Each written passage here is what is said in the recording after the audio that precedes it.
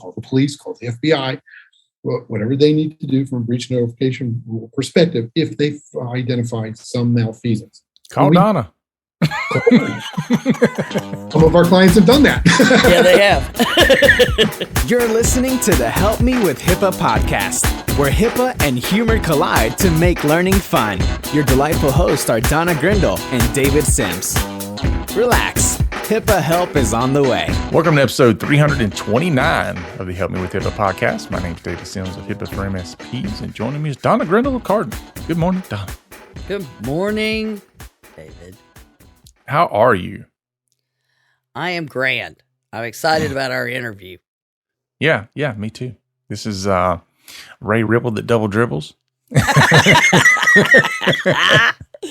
He's going to love that. Yep. So we had Ray on back, I think, what was it, episode 14? Yeah, like way in the beginning. Yeah, a long time ago. And as he says, he have been waiting ever since to come back. Yeah, and he's been a listener because he'll send us comments. So we appreciate Ray hanging around out there with us all this time. And Ray, just to let you know, we've probably mentioned for the past 100 episodes, we need to get you back on.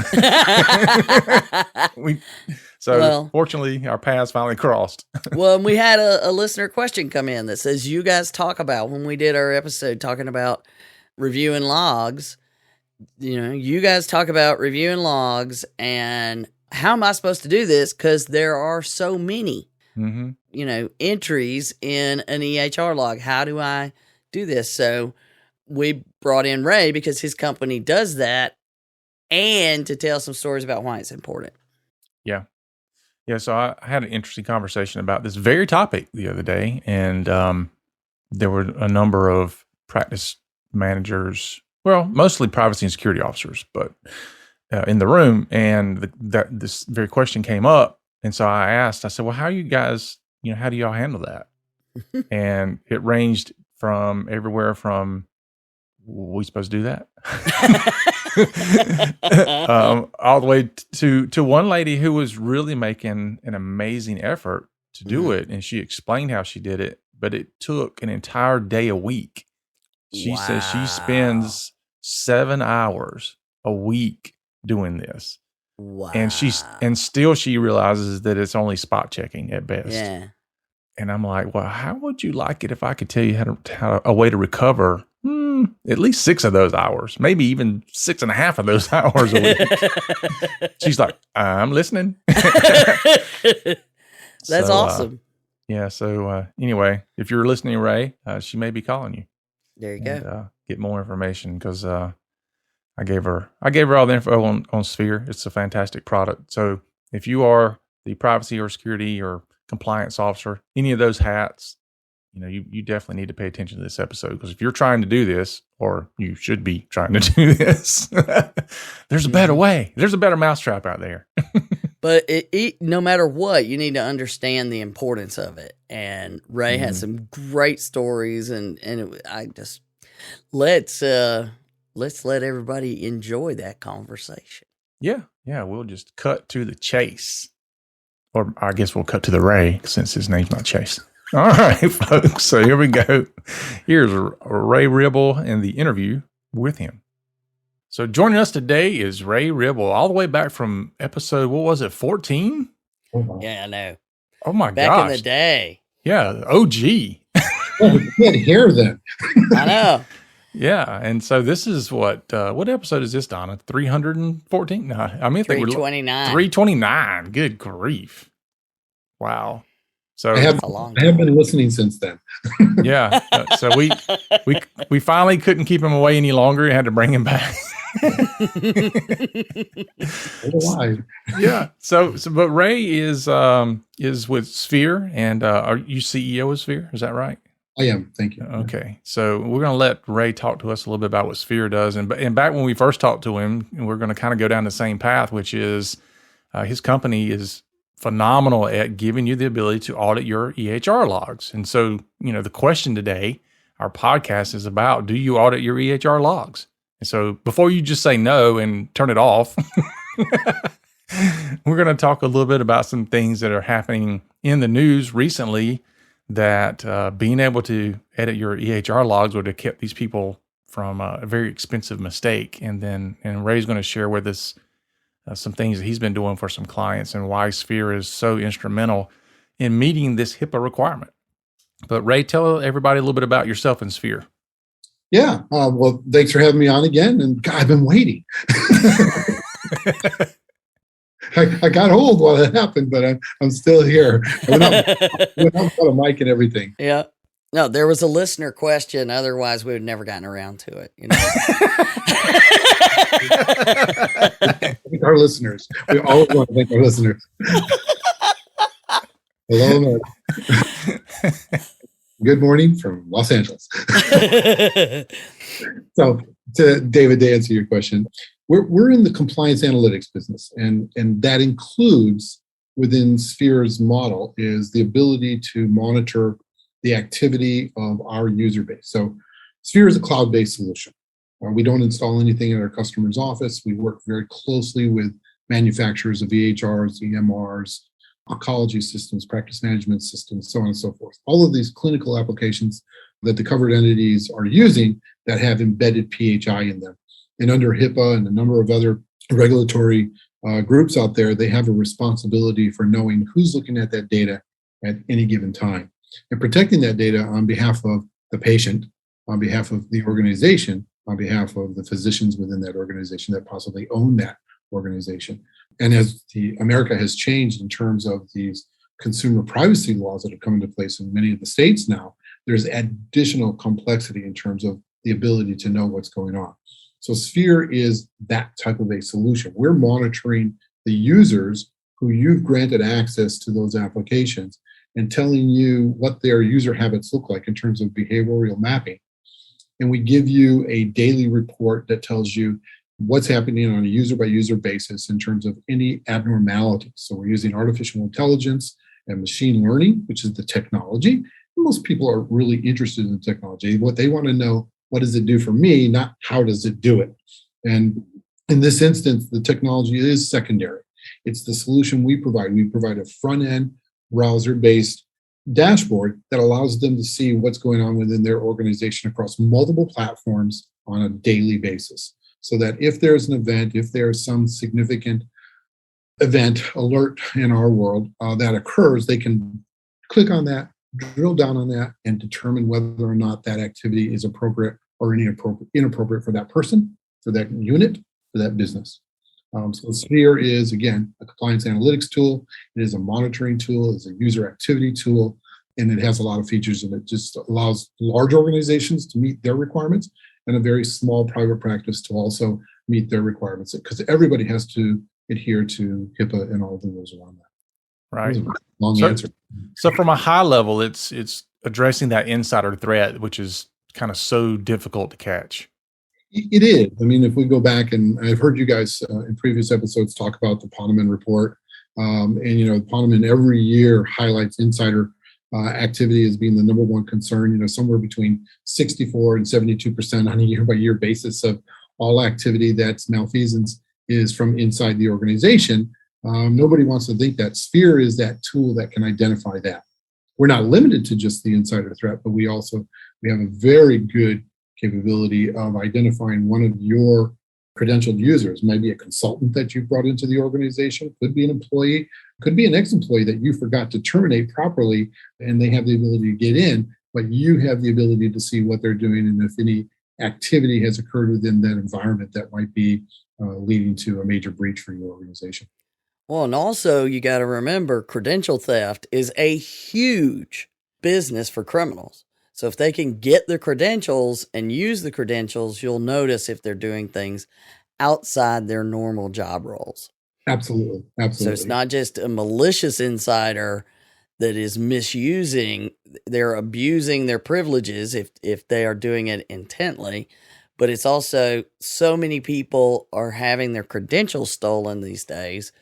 Those happen as well. So if I could compliment what you're saying there, Donna. So if I'm the bad guy, and I remember in Georgia, you had an instance like this where the organization was able to do ransomware using phishing to get into the organization and steal somebody's spreadsheet that had Yeah. all of the login credentials for the entire organization. They then turned around and logged into the EHR and stole all of the data. They made it easy for them, right? So Exactly. the breach took place at the network level. That allowed them to then get to the healthcare systems level and steal the data they were really looking for. And they didn't know it until they got it, right? Right. But once they were in, by the way, and this is my pitch to everybody, they used a recognizable user password and login. So their system had no reason to believe that anything abnormal was occurring. Mm-hmm. If they were running a system like SPHER and they saw that somebody logged in at 2 a.m. when they never log in at 2 a.m, that would have been an alert that could have created an activity on their side to investigate it and shut the system down instead of learning 280 days later that all their Right. data had been stolen. Mm-hmm. Or when they get the notification to pay up, or we're going to tell everybody. Yeah. And to your point as well, it's probably worth mentioning that if you hire a company, an MSP or an IT company, when we're providing monitoring and management and all these things, that keywords we like to use, we're not monitoring and managing access to EHR. We're not looking through EHR logs to grab this data. So, that's one of those things where you need to talk to your IT vendor. And if they're telling you we're monitoring your users, to what degree are you monitoring users? Because I might be able to monitor the users that are logging into the network, but I'm not monitoring the users that are logging into your EHR or EMR platform. Yeah.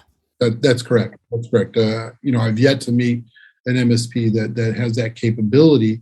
I've met many administrator of medium-sized and large-sized healthcare organizations, covered entities, that literally are using a clipboard and looking at 5 to 10 employees every Friday afternoon and using that as their metric of, yes, we're safe and we're compliant and nobody's doing anything out of the normal. But we're talking about an organization that has a database of 50,000 patients and a couple hundred employees, and they think that 5 or 10 is adequate. And I'm going to tell you, from my perspective, and Donna, you can back me up on this, that's probably not regular or appropriate.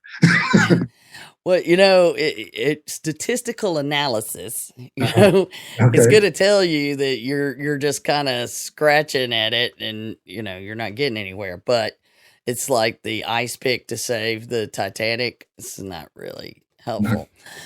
But I will say that this all started because we had been talking about the difference between IT and monitoring programs, the SIMs and all of these kind of things, versus the monitoring of your applications and the access to your applications. Those are two different things.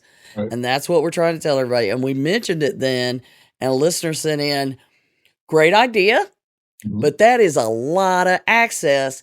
How am I ever going to be able to audit these logs? And if you're not using a tool, then you have to be doing it manually. And to do it manually, you're making an effort, which is what matters. But many organizations, they only look at VIP patients. Yeah.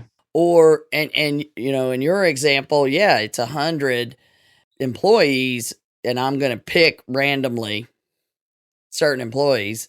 Sure. But even in an office where there's 10 employees, everybody's too busy, and you assume, well, I know everybody and I see what they're doing, so I'm sure they're not doing anything wrong. And I can tell you, neither one work well. So I've seen statements where employees have actually said in a larger organization, we'll say, that if you keep your mouth shut, you can do anything you want. And because they won't catch you. And if they catch you, they might catch one day of something that you did. So you can do anything you want. And this was an employee who had been recently let go because of their abuse of their privileges. And it turns out they had been doing it all along. And that's what she had told other employees. Keep your mouth shut and you can do whatever you want. Right. Well, if there's no safety guard on the corner, then everybody can jaywalk and do whatever they want whenever they want with no impunity. I have a similar story on this side of the continent where an organization approached us after the fact. They had an employee who'd been working for them for 12 years. And only when they brought in a new CPA firm did they realize that somehow they were missing for the last 5 years about $30,000 a year. And it was all from their cash transactions. And what they found out was this trusted employee was going in, and every afternoon when everybody went out for lunch, she would manually go into the system and change all of the cash transactions by 10% and take that for herself. She'd been doing it for years, and she was one of the most trusted employees in the organization. And when they had the discrepancies, they thought the girls might have just been doing a bad job in the front office of handling the money and the cash payments for copays and things like that. And you can't see me shaking my head, but no, unfortunately, they found out it was much more devious than that. Yeah, it's almost like federal income tax. Nice, David, nice. Yeah, but there's so many stories that we hear when we go in. A lot of times, unfortunately, we get a call from organizations after they've had the breach, and now they want to kind of sort things up. I think the emphasis I'd like to share with you and with everybody who's listening is do something before it happens. Know what's going on in your organization. That's how I got in this business. I shared this with you in episode 14. I'll do it again. I was one of the organizations that helped over 2,000 organizations here on the West Coast go through meaningful use in the high-tech program. And of 2,000 plus organizations, not one company, when they checked the box, implemented any privacy and security policies and procedures for monitoring user activity. That's how I got into the SPHER business. That was my driver. It was like, wow, this is a big problem. It potentially could be crippling to my customers. That was these 2,000 organizations. What can I do to help them? Is there a technology? Think about Staples. Staples, they advertise the easy button. I wanted to create an application that was really easy to use, low cost, that covered them from a privacy and security perspective in terms of their ability to see what my employees are doing or any third party that I grant access to my data. I just want to know that.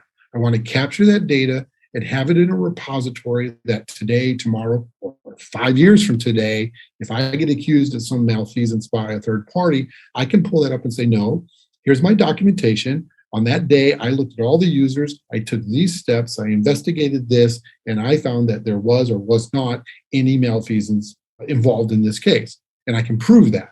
Yeah. And that's the system we built with SPHER. That's how we brought SPHER to market. That was my vision. It started out just helping my clients here in LA and Southern California, and it grew to a product that now is sold across the US. Well, and that's another point of how you and I started working together is you started in the small end of the industry and grew to, deal with the hospitals and the larger entities. And that means that you do understand the private practice market. You do understand the difference of what they're up against and what they have to deal with than a big health system or a hospital, of any size. There's a whole different world. If I were on a TV show, I'd be taking hats and putting them on and off right now. Visual of an office administrator for anywhere from 1 to 100 doctors. Right. And that individual's tasks that they have in privacy and security and breach notification and all of these tasks, policies and procedures that need to be constantly updated, what that means to them and how big of an impact that is, the security risk assessment on an annual basis, and getting it right, and then finding a good MSP who can step in and help them to fix the problems. I get all of that. That's why I built SPHER, was to be I always tell people, we're not the end-all, end-to-end solution for privacy and security. I never meant for us to be. What I wanted to be is a very good component as part of their cybersecurity framework for their organization. And I think I accomplished that. Well, you're a good component for us, so we appreciate that. But when we go in and we're trying to help people figure these things out, that's where, the listener said, this is a lot of data. Yeah. And one of the things that you guys are always able to say is you look at every access, not just the random ones. And so some stuff in the news that David mentioned earlier. Yeah. a couple of cases in the news. I mean, I had just like last week set this date with you to record this interview, and then like the next day I see one of these, and then before I even get a chance to do, I see another one, So these are happening all the time. These are the hard ones to get. These aren't the big splashy data breaches. These are the ones that got reported. Yeah. These are just the ones that gotten reported. And I know David knows about how often in a small office we just pretend we didn't see that. Yes. Yeah.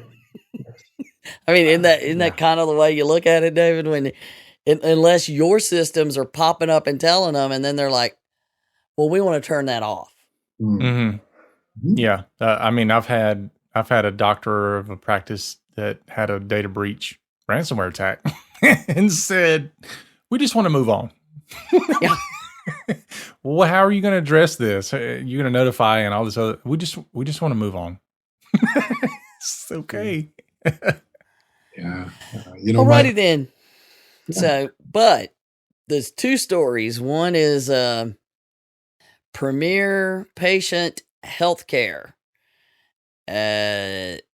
On April 30th, a technology vendor of theirs, Wiseman Innovations, discovered evidence indicating a former executive of Premier and its contracted technology vendor obtained and accessed a file containing sensitive health information in July 2020 after the termination of their employment.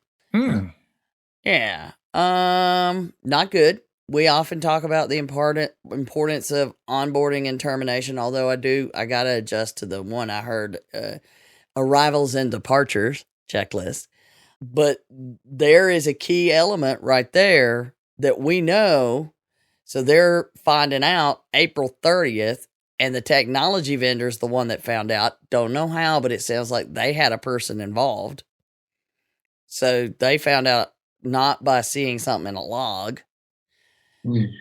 And it happened in July. So how long would it have taken that to kick out on SPHER the way you connected in for reviewing all of those things? Everything within less than 24 hours. Everything. As long as this data is coming to you, it's going to figure it out. We examine 100% of the audit logs from the daily dump that comes from whatever system we're targeting. In this case, let's say an EMR system. We're pulling in that audit log every evening from the last 24 hours. We don't do real time because real time would be very obsessive for the organizations. And with the reporting statutes that are in place, if they look at it daily, that's good enough, right? So they get the last 24 hours. So if that event had taken place at 11 o'clock at night, at 8 o'clock in the morning, they'd have a report that it happened. So that's way less than 24 hours. But if it happened at 8 o'clock in the morning the day before, 8 o'clock today, they'd have a report, and they can immediately start to take corrective action. They'll know what patients, what actor, what system, what time, what location, what office. Mm-hmm. They'll have all that information at their fingertips inside of the SPHER dashboard. They can start making calls and bring people in, pull out an employee, call a vendor, whatever they need to do, call the police, call the FBI, whatever they need to do from a breach notification rule perspective if they identify some malfeasance. Call Donna. Some of our clients have done that. Yeah, they have. Been there, done that. Yeah. So, I mean, I hate to sound like I'm selling. I don't want to do that. But yes, Donna, within 24 hours, we put them in a position to stop that event from going any further. I want to quote Simon again because I love something he talked about, which I thought was amazing.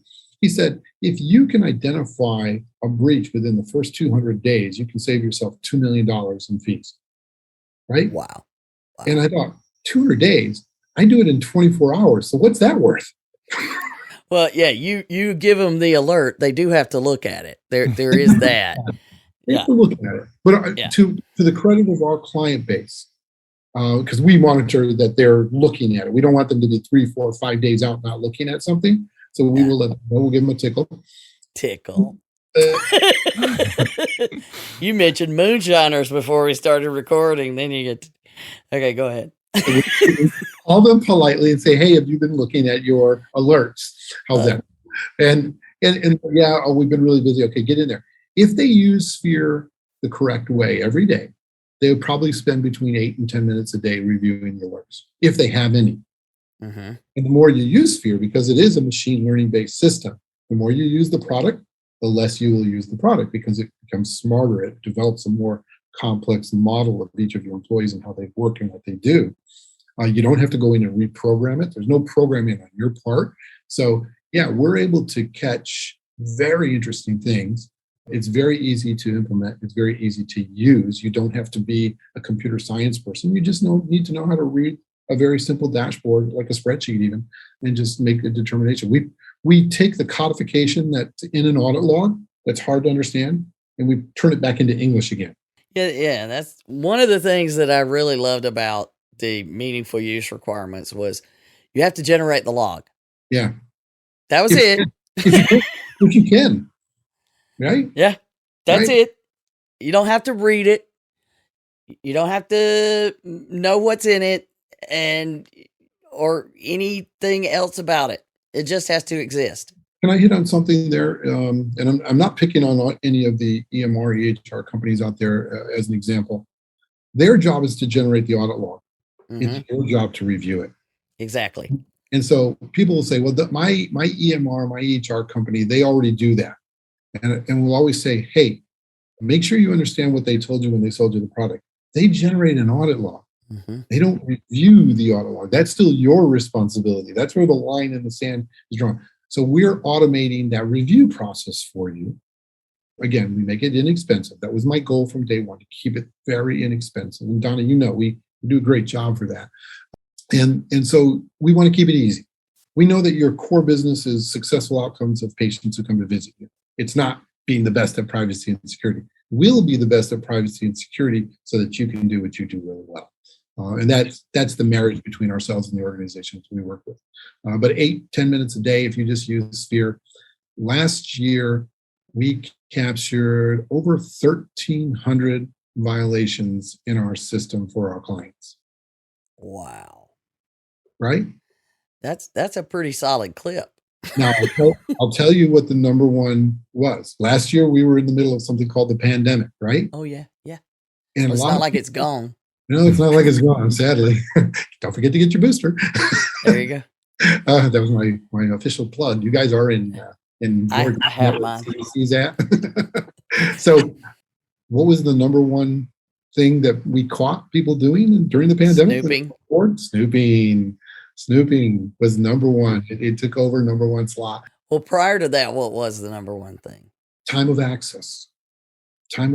We would catch people logging in at times that were not consistent with their user model, that were doing things that they shouldn't be doing. In some instances, they were doing work that should have been done during the day, or they got an emergency call. There's very legitimate reasons why you're logging in the middle of the night.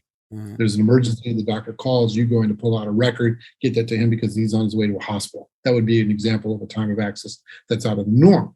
Great, you can explain that. You understand why that happened. Mm-hmm. It's when Ray logged in at 2 a.m. and was looking at 500 medical records of VIPs that doesn't fit in well with his model or what we do as a business. That's the one we want to know about. And that was our number one prior to that. But snooping has taken over and has continued to be, on a month-to-month basis, our number one trigger for organizations that are using the product. And they know that their SPHER is monitoring them. But sometimes it's just like you look at people like, did you not hear what you said when you said it? Sometimes it's not just the technology that has artificial intelligence. Sometimes the employees have artificial intelligence. It's like that. But again, it goes back to this long-standing belief that you're not going to get caught. Yeah. And a lot of that, the original versions of tools, they went into the hospitals, the bigger names, and you had to write all these rules, and there was no way small entities could deal with just, I mean, you hire a person just to maintain the rules and deal with the things that it kicks out, and then you have to change the rules. So, I mean, that's the way this all started, and people still got away with things. Well, you were talking about what if statements earlier in our conversation. Yeah. Right? So the what if scenario was another one of those triggers that took me down the path of using artificial intelligence to do this. Because there's too many what if scenarios to consider and hard code into an application. Exactly. More importantly, I wanted to follow Visa, MasterCard, Discovery in the way they look at traffic, the way they look at a user in terms of a pattern. And that pattern will be more indicative of something proper or improper. And really, I mean, is 8 to 10 minutes a day really a big imposition in terms of you keeping your organization safe? I think no, but I'm buying. It's called bathroom reading. Yeah. that would be longer, I think. Facebook, Instagram, they need some time.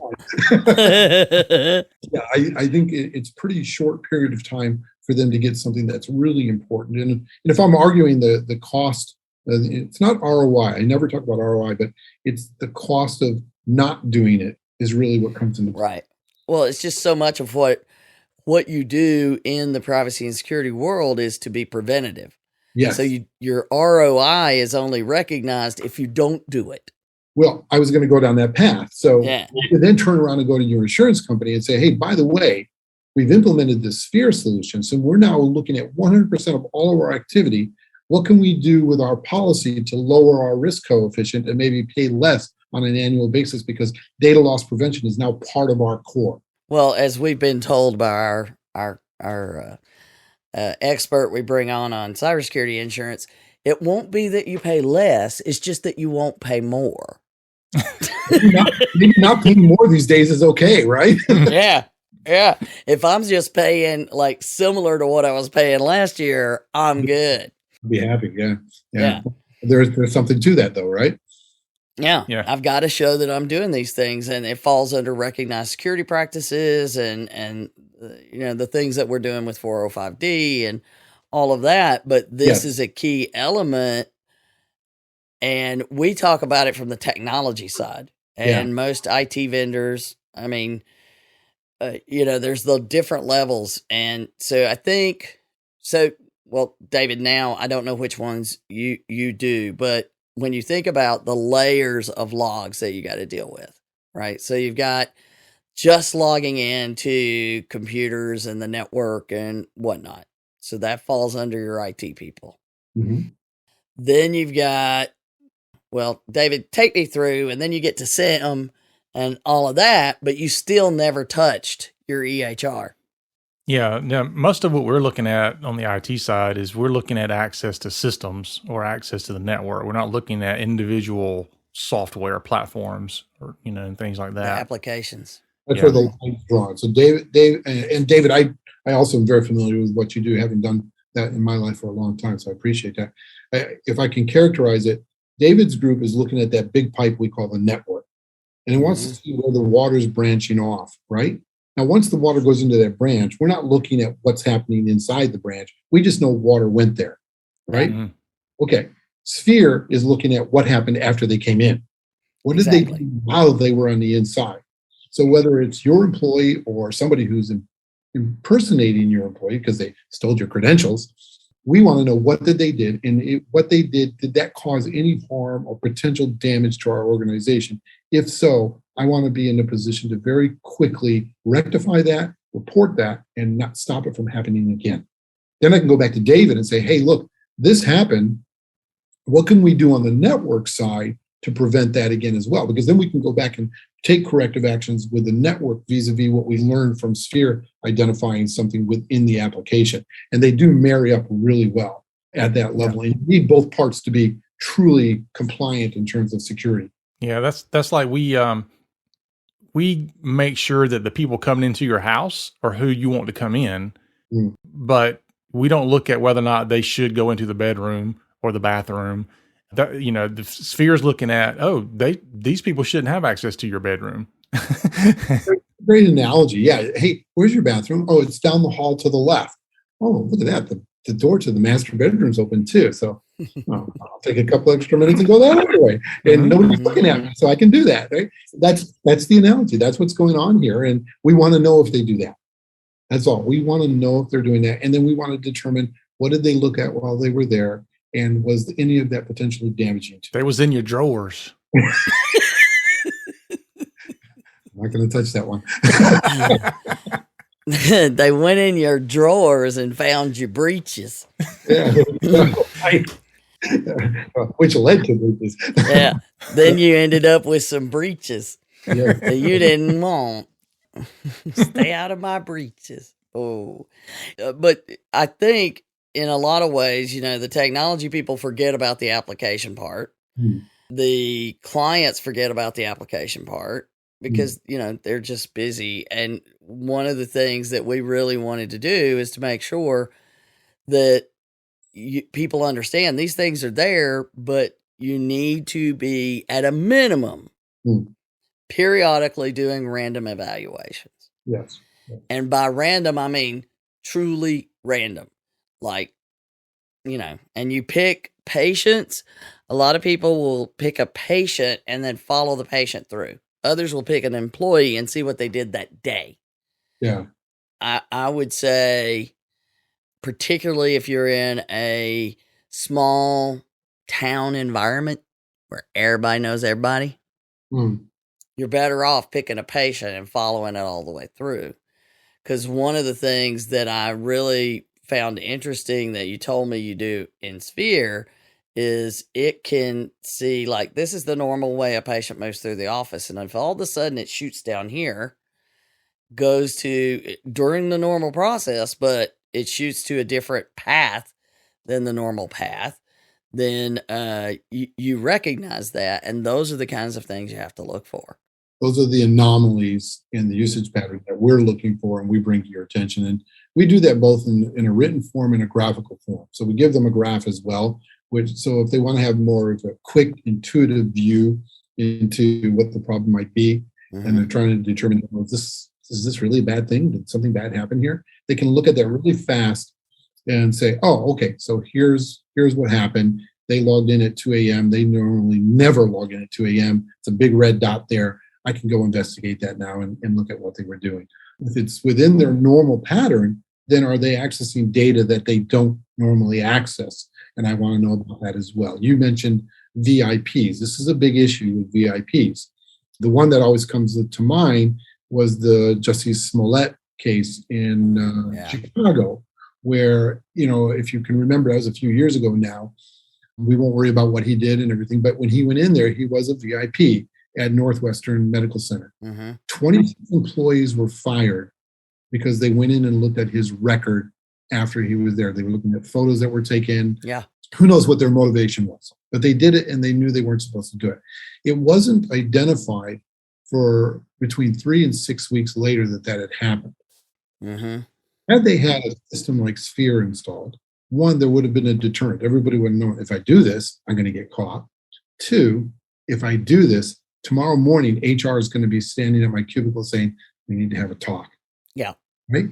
They probably would not have fired 26 people, maybe 6, because the other 20 would have said, I better not do that.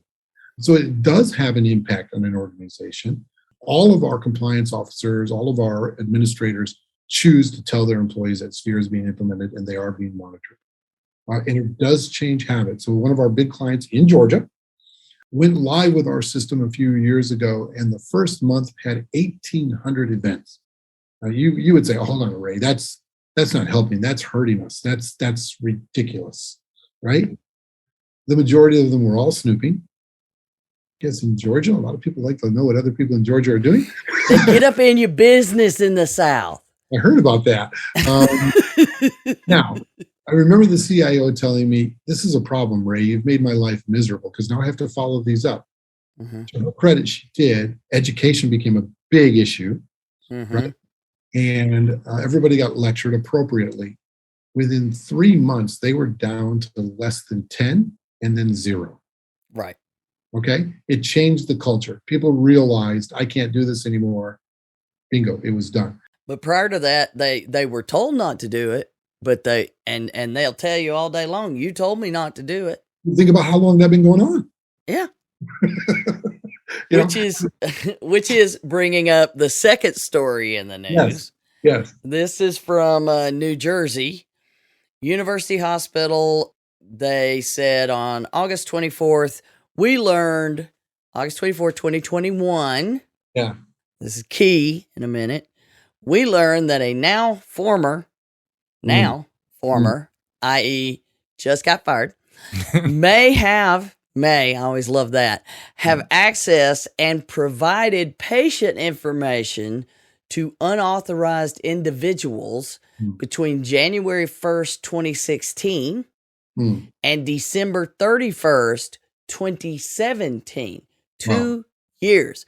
This former employee had been authorized access. They had authorized access to patient information to perform the essential functions of their job and exceeded that. So they abused their privileges, and a criminal investigation is ongoing. The individual, now here you go. The individual had access to some patients' names, addresses, dates of birth, social security number, health insurance information, medical record numbers, and clinical information related to the care you may have received, but only if you were in the emergency department. 9,329 patients. Yeah. I believe that's a major breach, isn't it?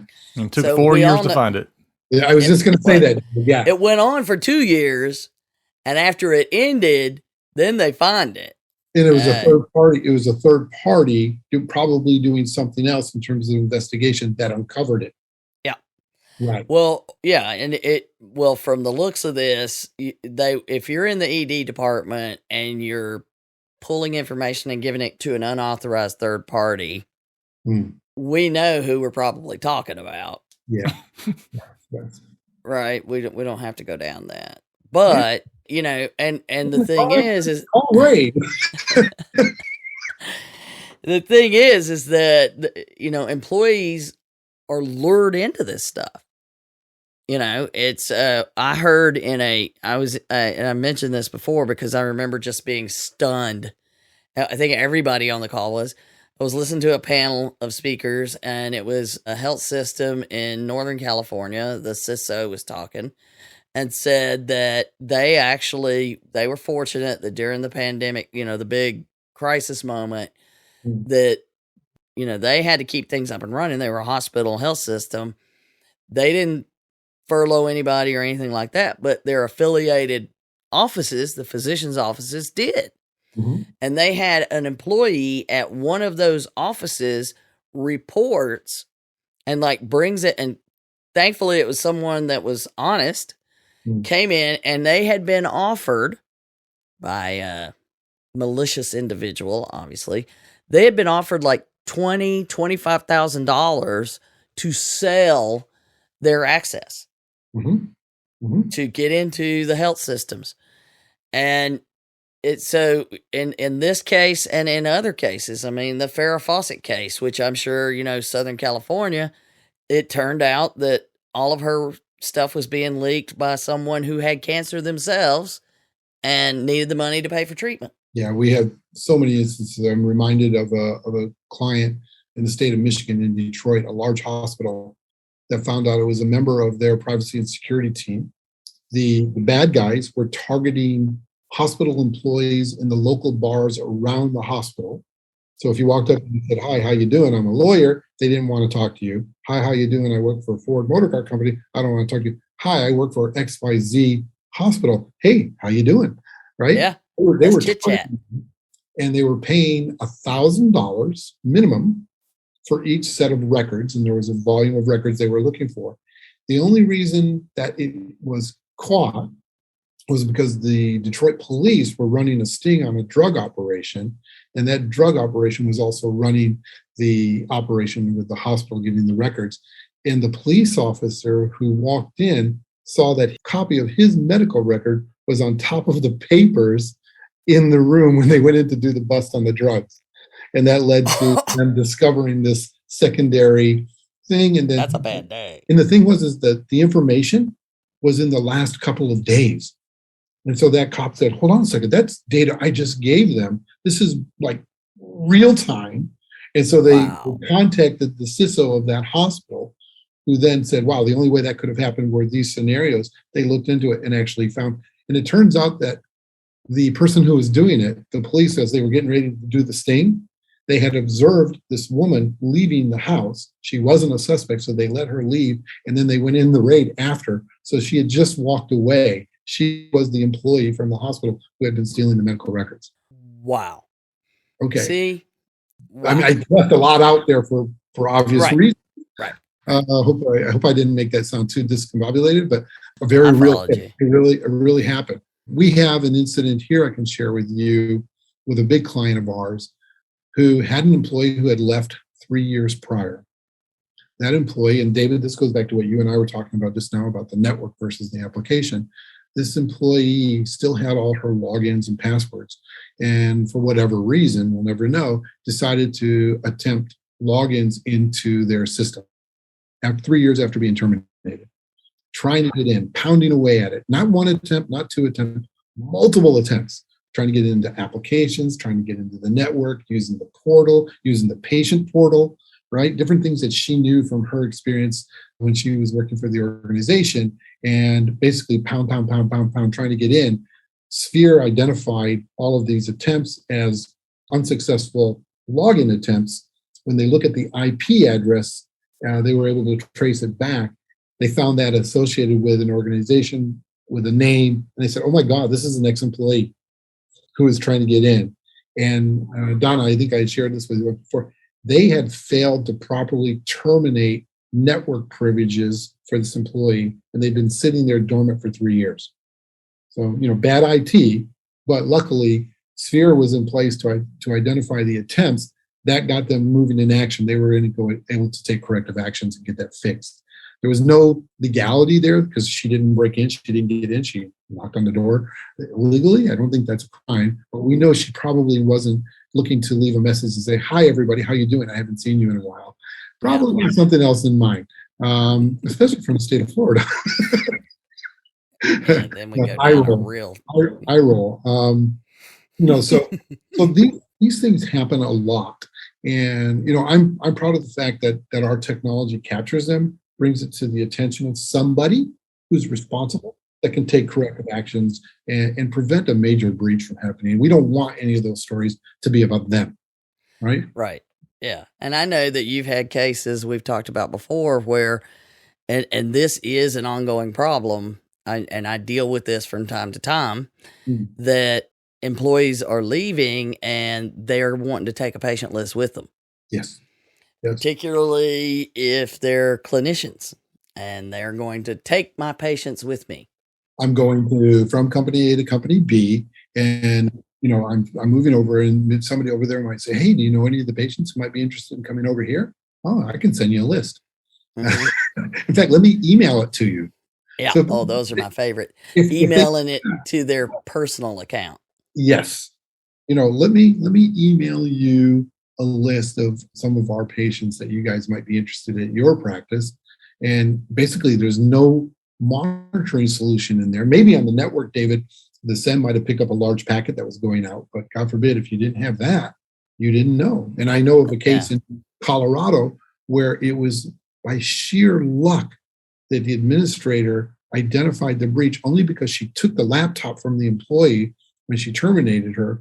The next day, she went in office, opened up the laptop, getting ready to reset it, and she saw that the last thing she had sent was an email to a previous employee who is now at the organization saying, are these the customer names you were looking for? Oh, wow. That was the title of the email, and 4,000 patient records attached. And that is, you can find that on data breaches, and it's a well-known case. But that happens. That happens sadly more often than not. Well, I mean, we could spend a whole hour talking about case studies of things that have happened. Just stories. Your point, I think your point today is, how can we make this easy so it doesn't happen to us? Well, the point is you need to do it, and you have to do it one way, but the bare minimum is you have to do it manually. Yeah. But there are a lot of reasons that you want to invest in a tool to assist you in this process because of the things that the tool finds that a random one is likely never going to find. And most of the ones that do random evaluations, it really ends up being that they use the logs as a reactive, not a proactive solution. It's extremely hard for any individual to read those audit logs and make heads or tails out of them, and then determine from that small sample set if malfeasance really is occurring with that individual or that patient. That's where we come in. That's where that tool that you're talking about would come in and basically take a very complex and let's we haven't talked about it, but how many records does a small practice generate in a day that need to be reviewed? Oh, right. Well, I mean, you look at the stats that say in a hospital, even employees are going in and out of records every 8 seconds. Well, on a full day in a practice, it's not a lot different. No. Our small single provider practices generate anywhere from 5 to 10,000 records a day. Just as an example, we have a major hospital that's using our system that's measured in the millions. Yeah, that's your point that you're making. We review both. Within 24 hours, both of those organizations have a readout and have a report available to them of what happened in that time period to keep them safe. I have this report, and I forgot to tell you about it, but it has this thing when it talks about insiders. ISACA, ISACA, published this report, A Holistic Approach to Mitigating Harm from Insider Threats. But they have a whole section on mice, what turns a good insider to a bad one. And they talk about, and I want to bring this up just for people to think through their staff. You're going to have mistakes, you're going to have all of this other stuff, but it's the malicious ones and the ones that really create the problems that we're trying to catch. So they used this example and they were like, okay, human intelligence operatives. I love this. Spies. They have an acronym called MICE that they use to identify people they can recruit to spy against their own countries. And we just had the story of the dude putting stuff in a sandwich. So nuclear sub threats inside a sandwich. Hopefully it didn't have a lot of condiments. So, but light on the muscle.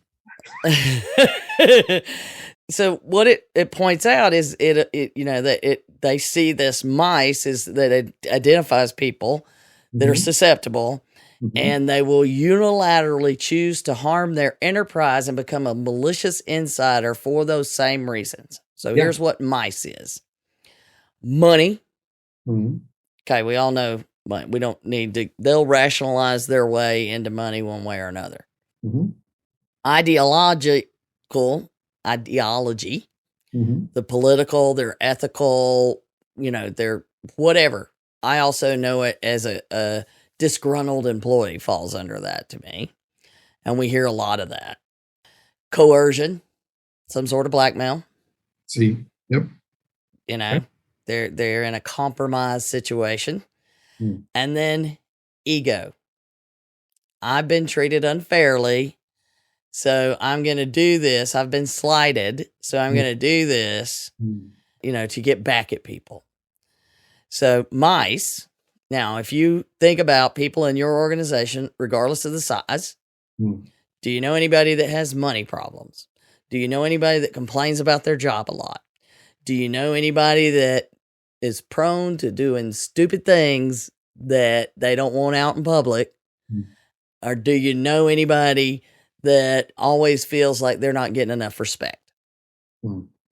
How many companies? David's like, yeah, I know all of them. Yeah, that's me. David is mice. That's why he runs his own business. You are a human operative. I call you a hoe. That's like the human operated ransomware we like to talk about. Yeah. HOR. But the point being, if you look at your office and you're thinking, I don't have to worry about this right away, you're probably in trouble. Number one. Number two, you need to be aware that mice are everywhere I just love that whole thing. I mean, you don't know what's happening in other people's lives. You don't know. Can I just interject and say, at what point? They could be a great employee, something that you don't know about, and they go from not being a mouse to becoming nice, right? Exactly. Yeah. And you don't know it, particularly on the coercion and the money. Those two become a big thing. I've heard some very horrific stories about people that end up in relationships that turn out to involve domestic abuse. And if you don't bring home stuff that I can sell to make money, you're going to pay for it one way or another. So these things all happen. And the conclusion of this report that goes through a lot of other things, it's got some great stuff in it. We'll probably come back to it at some point. But it says, through anticipation of user-initiated losses, they can be proactively mitigated. The application of human security engineering, which our last episode we just talked about, you have to listen to the story of where we had our own company's social engineering attack. It went over really well with the team, but it's great. You will later tell you what Carla had to say in a choice moment. But the application of human security engineering principles reduces the likelihood of users being in a position to initiate the loss. So proactively anticipating the inevitability that other countermeasures will fail makes it possible to mitigate insider threats in whatever form they may take. So it's basically saying right there, this is inevitable. So what are you going to do to make sure that you do these things? And the user's question was, how do I handle this? Because it is overwhelming. The best way to handle it is with a tool like SPHER. And that's why we brought Ray in. Thank you for having me. And yeah, I think we align really well with that user's ask. How can I do this? I don't have the time in the day. I care about privacy and security. I care about my organization, but I can't possibly sit down and try to figure this out. And I get busy on Fridays sometimes, so I skip that task, an occasional Friday of doing a manual review. Yeah. But the good thing about SPHER is SPHER gets to work. It's a piece of technology that gets to work for you 24/7, 365. You don't have to worry about it. You don't have to give it a vacation. You don't have to give it a bonus. Give me one if you want. you don't have to go a holiday. It doesn't take a sick day.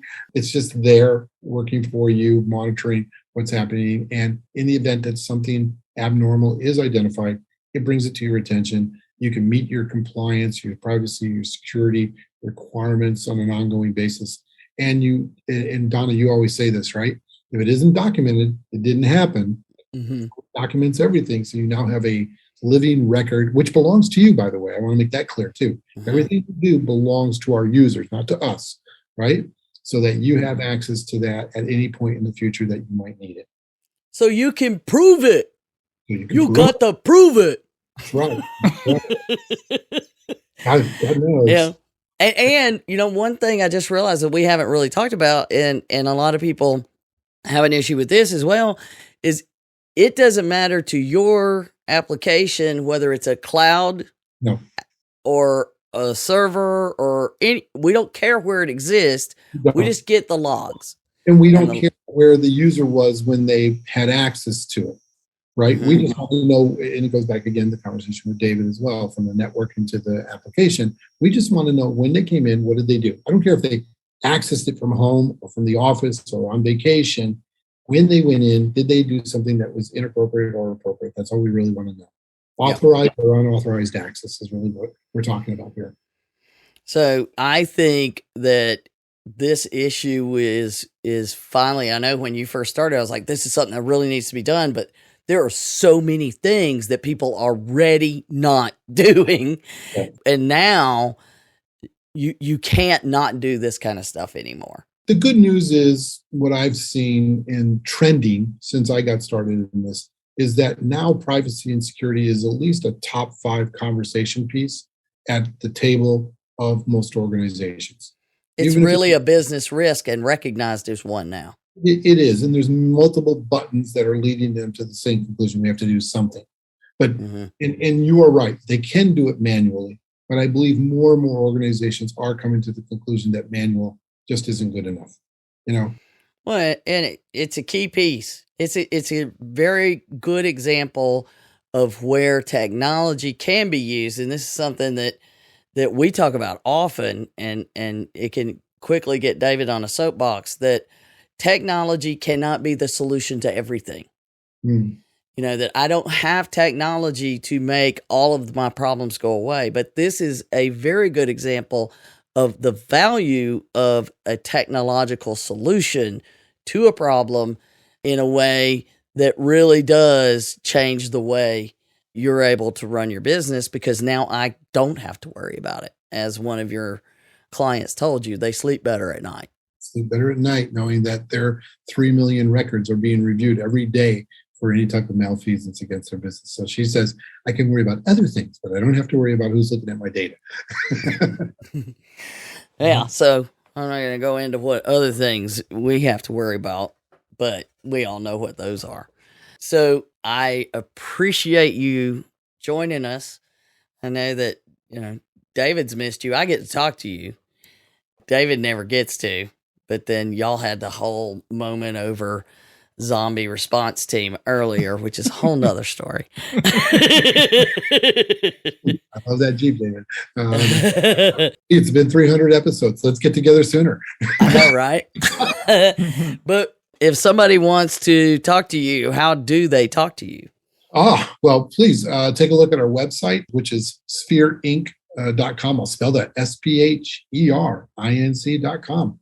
On there, there's a number of buttons they can click on to get a hold of me. If they want to reach me directly, Ray Ribble, Ray.Ribble at SPHERinc.com. Go to my LinkedIn page. I'm there as well, Raymond Ribble on LinkedIn. Any of those would allow you to get a hold of me. Or you could reach out to us. We know him. Reach out to Pardon.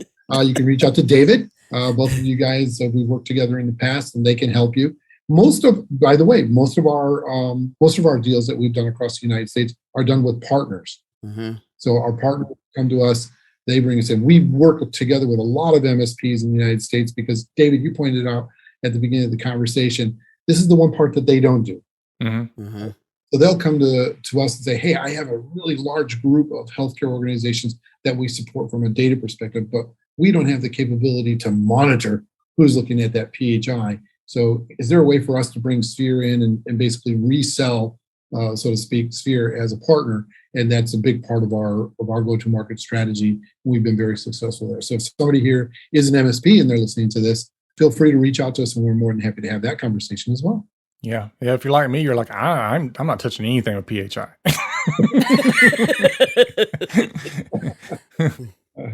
Yeah. But thank you for having me today. It's great to be back on the show. I love the show. Send so many of my friends. I send friends from the UK, from Asia, to listen to you guys as well. Awesome. It's really interesting. You were talking a moment ago, Donna, about what's going on out there. Right now, I'm monitoring what's happening in Asia, GDPR in Europe, but in Asia now they have something coming online called the Digital Agency, where they're trying to get, they call it PIPA, P-I-P-A versus HIPAA. And the Japanese are very quickly trying to catch up with the US in terms of what they're doing in the healthcare industry, as an example. So yeah, we have a lot of work to do here in the US. We should be proud of what we've done so far. And if we can help somebody together with Cardin, together with David's organization, then we'd be really happy to do that. Yeah. Wow. Sweet. Yeah. What? Mm-hmm.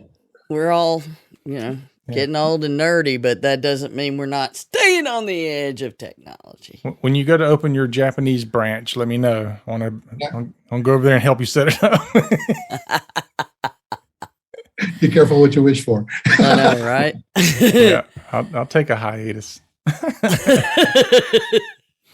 Well, there you go.